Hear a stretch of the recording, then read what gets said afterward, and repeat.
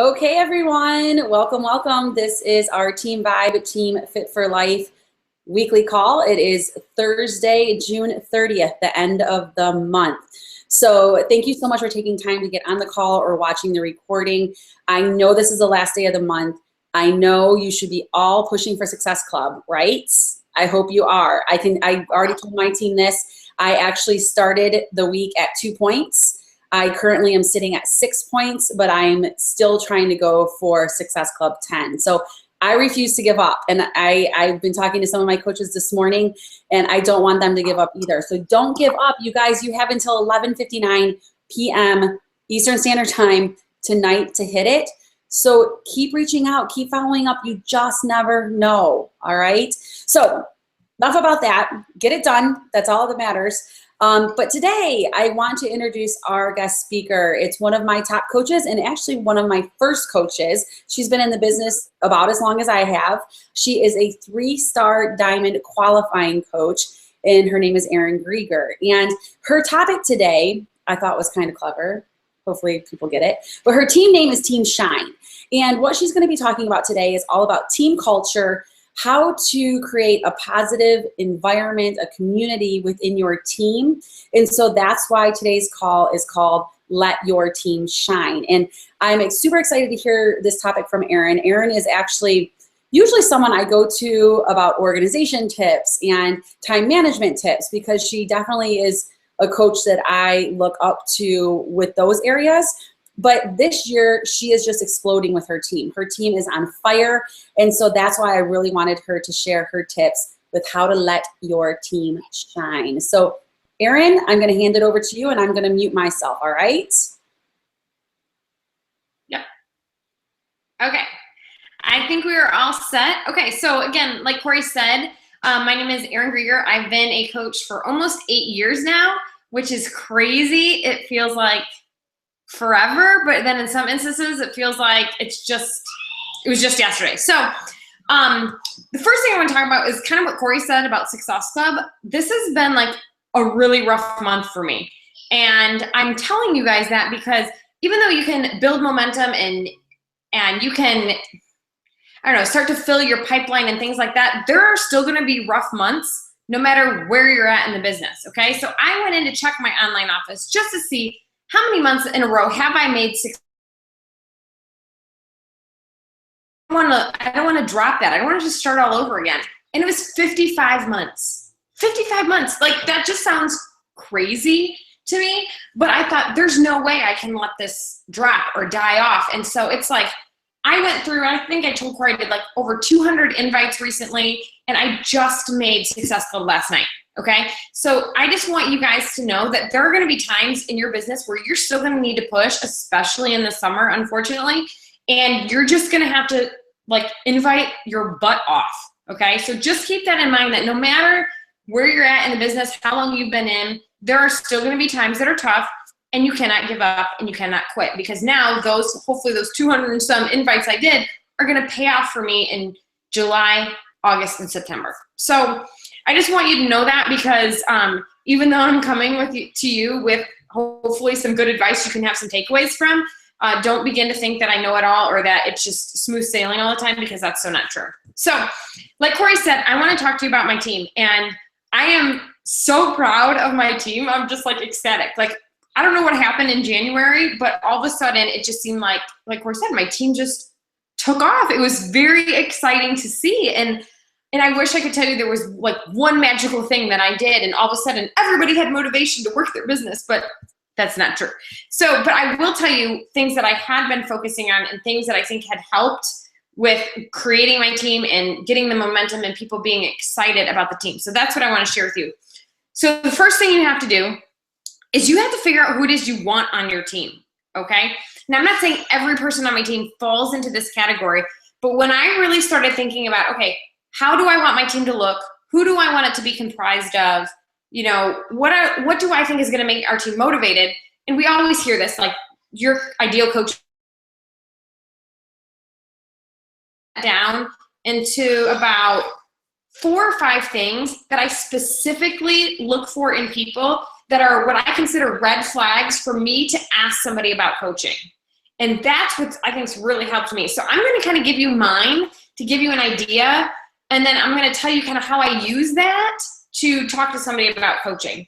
So the first thing I did is I have a mom's group that I kind of use to meet new people. I mean, you can always use your fan page and stuff like that, but sometimes you don't get the interaction. So I use this mom's group to kind of get interaction. And I go on that page and I talk to people and I will comment.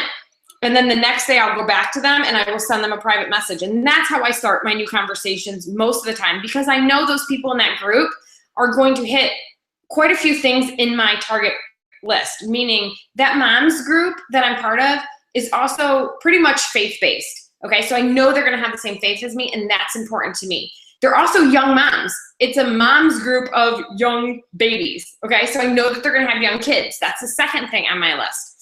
And a lot of times, the third big thing that's come up for me is, since I started homeschooling, like that to me is a huge connection, because not a lot of people do that. So that's a specific niche where I know we're gonna be like-minded, and also a lot of people who homeschool are also very involved with their faith. So those are three things that I look for right off the bat. Notice none of them were fitness. Not one of those things was fitness. Because I wanna build a team of people like me that I can connect with, people that I wanna hang out with and have fun with. If they tell me that they're into fitness along the way, that's like an awesome bonus. Like, that's when I basically skip challenge group talk and I go right and ask them about coaching. So when I meet these new people, I will ask them like, okay, how was your weekend? And usually then they'll tell me they did something at church. And so we'll talk about, okay, I'll ask them what their hobbies and their interests are. Sometimes I'll just even ask them, or when they'll ask me like, what are your hobbies and interests? Because, you know, it's reciprocal, they'll ask back. Then I will also ask them if, you know, what kind of fitness they like. Hold on one second. I'm on a call. You need to go. No, you need to shut the door. I'm talking. Go. Sorry. No, I'm serious. Go. I'm sorry. I thought they got the memo that I was doing a call. Apparently they didn't. Okay. So I will talk to them.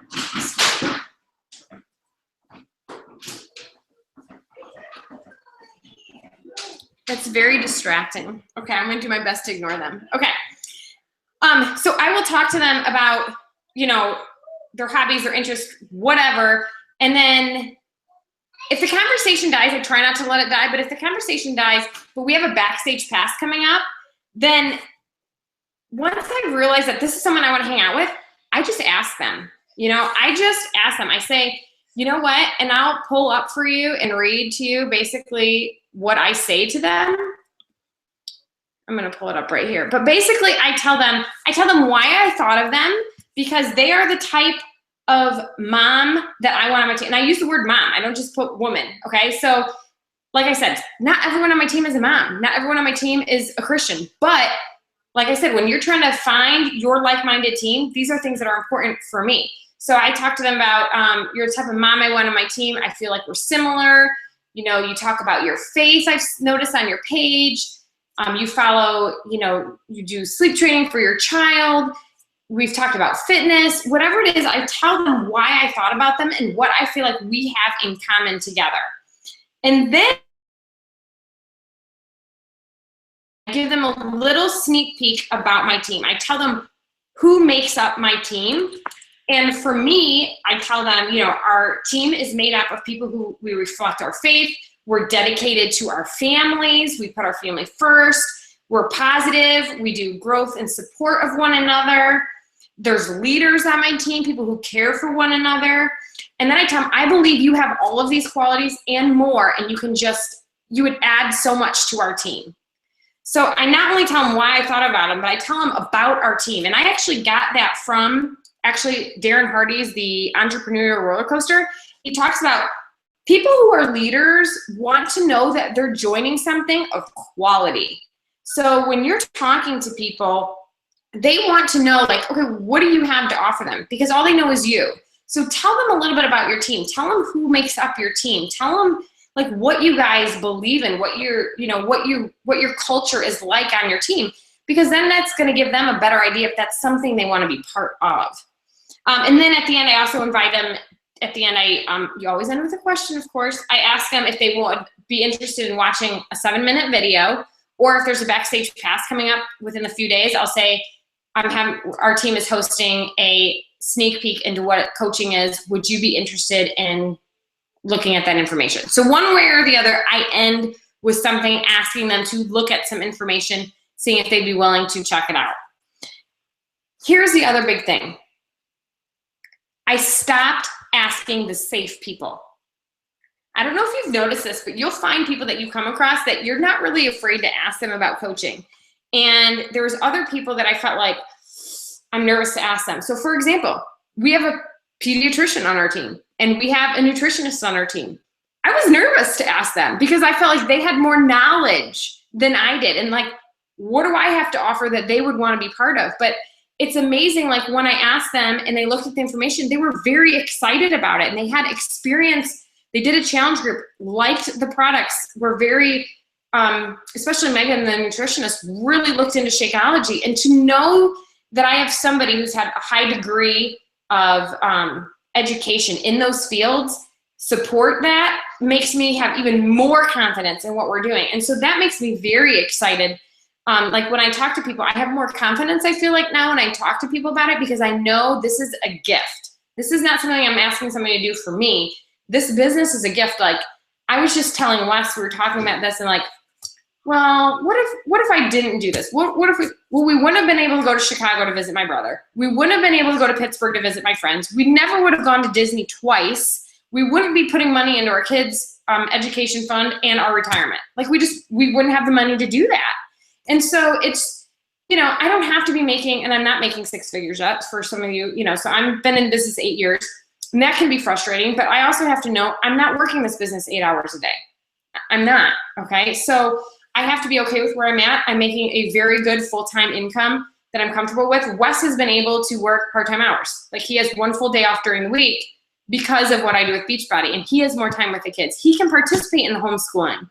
Like, I don't know that I'd be doing that if I wasn't doing this. So you have to understand that there are things that are important to you that you have to decide, okay, is this worth my time, and where's your balance gonna be?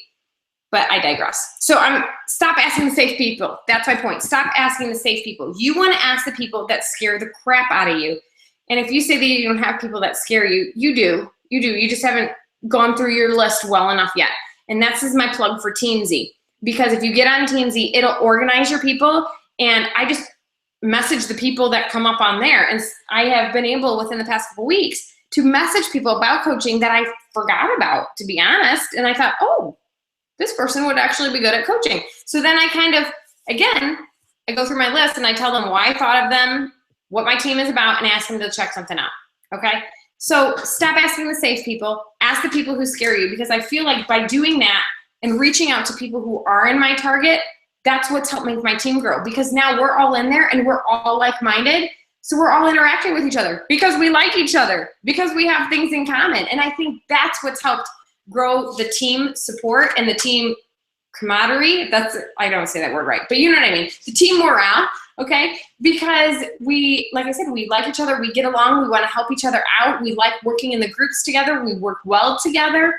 And I think when we see other people adding people to the team or hitting Success Club, that's exciting for us, and we want to contribute to the team. We don't wanna let each other down. And even though we don't really, we want that encouragement, we wanna be able to encourage one another. Okay, so once people are on my team, I'm gonna give you a few things that I do as far as building the team culture once we're on my team page. So here's what I have for that. And some of these things a lot of coaches do, okay? But I just wrote down everything. We have a Success Club points page, right? So I've started that, the Success Club points page. A lot of people do that. I also started something called a Go Green page. And this is for anyone in my team within the month. Every time they add a coach, I want their name and the new coach's name. If they add 2 or more coaches a month, because going green means like to be emerald, to add 2 coaches to your month. If they add 2 or more coaches to their team in the month, their name gets put in a drawing, and then I pull a winner and they get a prize. Okay, so that's encouraging people to add to their team.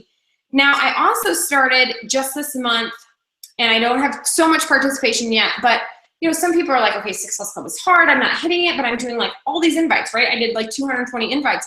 I want to reward that. So I started a team page called Invites, and their goal was at least 25 invites a week. If they did 25 invites a week, every week of the month, then their name gets put into the drawing, and I'll pull a winner at the end of the month. That's my plan for that one. So again, that one's just brand new. I think sometimes people get lost in how many things they need to put their name on, but that's where we're at with that one. I do birthdays. If I have a coach that has a birthday, Facebook sends me, I have them, my notifications send me birthdays. And if it's somebody's birthday, I will do a birthday shout out. What are you doing? How are you celebrating? And then my coaches then have also turned around to do this for their coaches. So that's just kind of nice to kind of, just give people a shout out. Hey, how are you doing? How's your, recognize their birthday.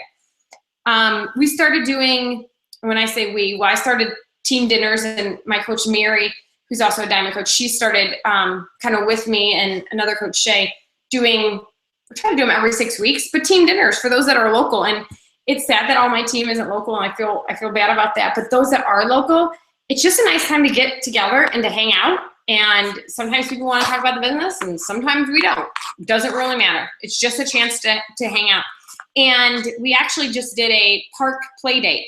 So, the team dinners were usually at night. Well, a lot of us are stay-at-home moms with kids. So I did a play date at a park just this past Wednesday, and that went really well. In fact, I don't know how many coaches, but you can check my personal page. I posted, we took a huge group picture of all of our kids.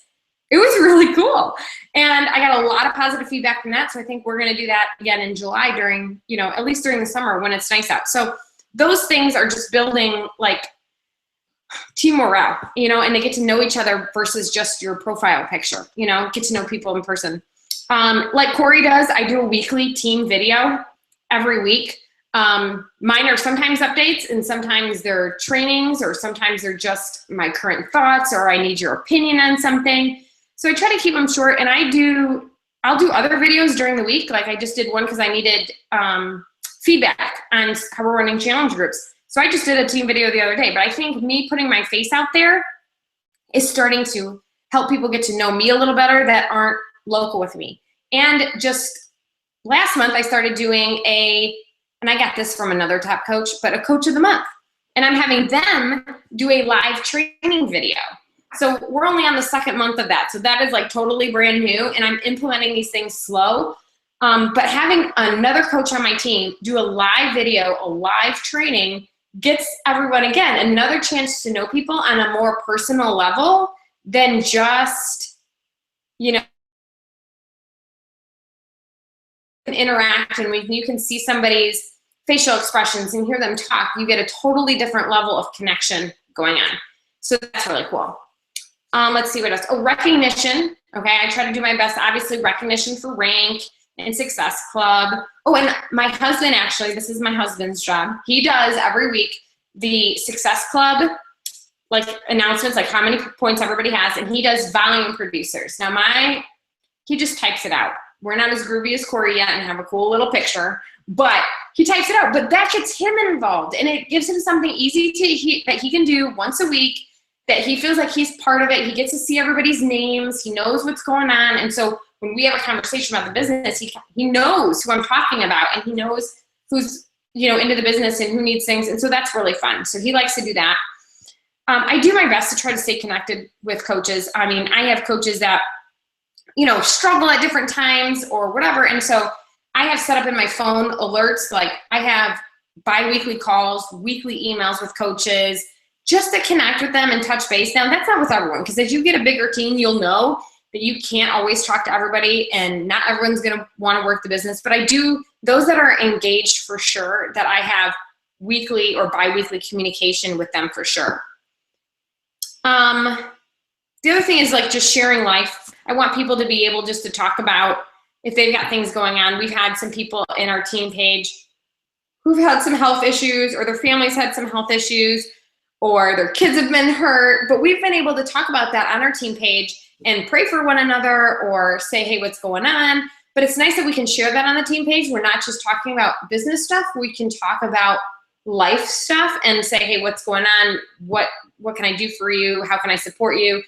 So that's really cool that we have that as well.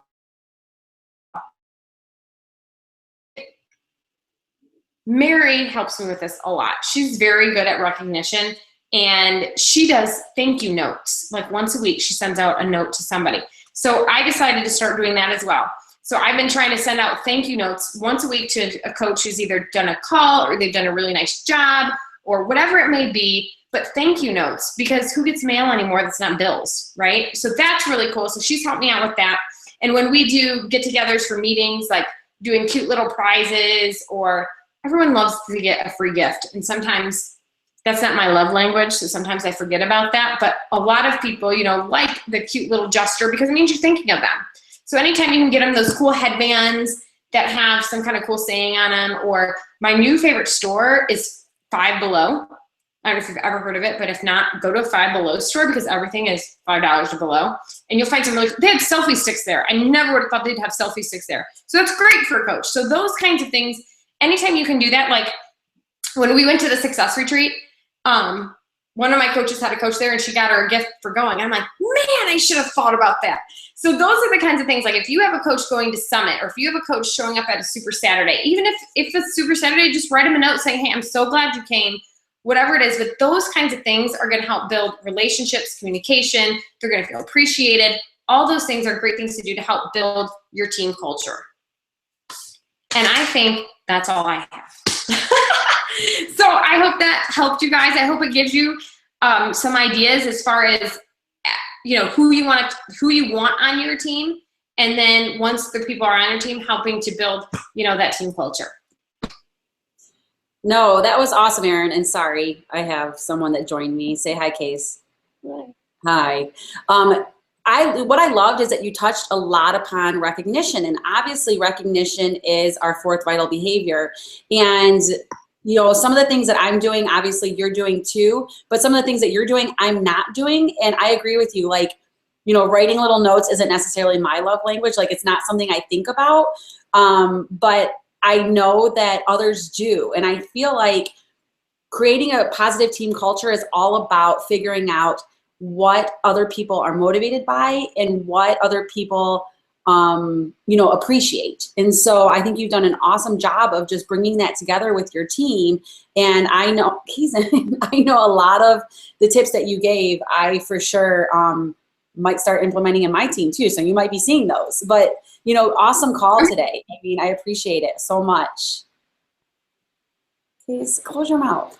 Well, thank you for having me. Absolutely. Okay, well, let's wrap it up because I know all of us are going to go try to hit Success Club, right? So wrap it up. Erin, thank you again. Awesome call. Like I said, such great ideas, especially, you know, who you want on your team, but then how to really create that team culture once you have them on your team. All right. I guess we're out. Say bye, Case. Yeah. Bye. Bye, Erin.